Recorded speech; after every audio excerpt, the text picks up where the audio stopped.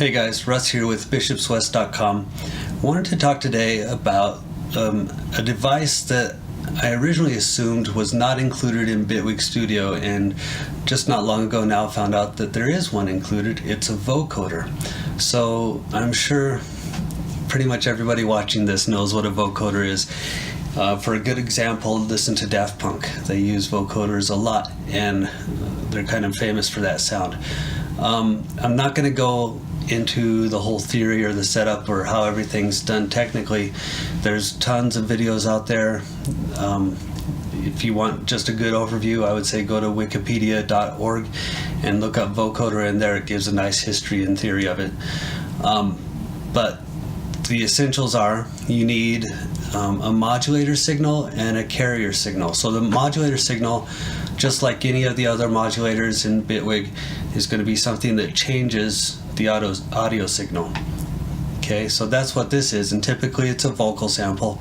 And then the carrier signal is going to be the bass signal that's getting changed. So typically the sound of a string section or something like that is used.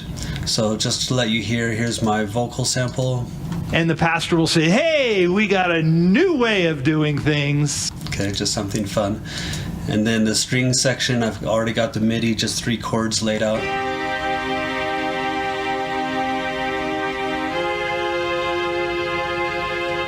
Okay, so that's the sound that's going to be modulated by this vocal sample up here.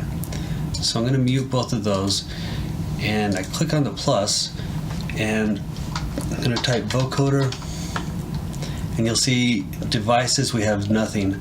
But under presets, we've got this one, the Vocoder 10-band vocoder, created by Taika Kim. So shout out to Taika Kim, good job on that one. So just double click on that, or click it and click OK, and it adds this in for you, and you'll see it down here. It's got all the knobs over here, but then you'll see over here we were just talking about the modulator and the carrier. So all you have to do is on the modulator, click on that, and for the source, I'm going to go to that MIDI, and I'm going to choose pre, because I've got it muted, but because I don't want to hear that, I just want to use that signal. So pre, if I chose a post, I wouldn't get any signal because it's muted. Okay, same thing for carrier. For the source, I'm going to choose the string section pre. Okay, and now when I press play, hopefully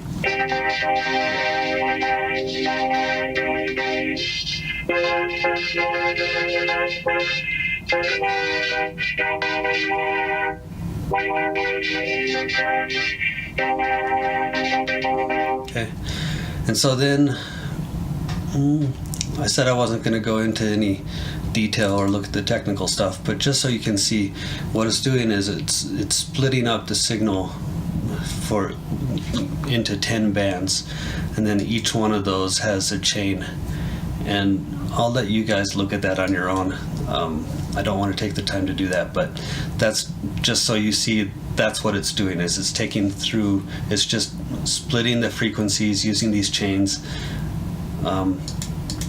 And then at the end we've just got the volume and the peak limiter.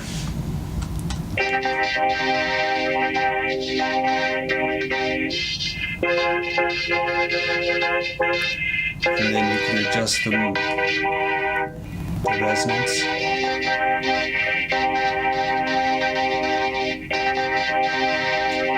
You can adjust the release, the attack.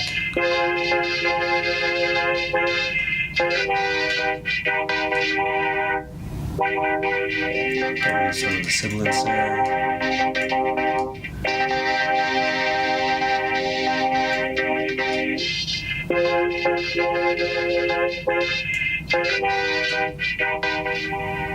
Take the volume down.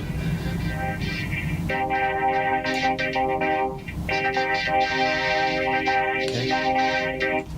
So I mean, lots of fun to be had with that. Granted, it's probably overused and everybody's heard it, and probably a lot of people are tired of it, and they're like, oh, you just want to copy Daft Punk. Whatever.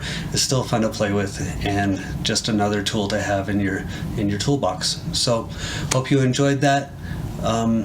Leave any comments or any questions that you might have down below. Always look forward to hearing from you guys. Thanks for watching, and I will see you next time.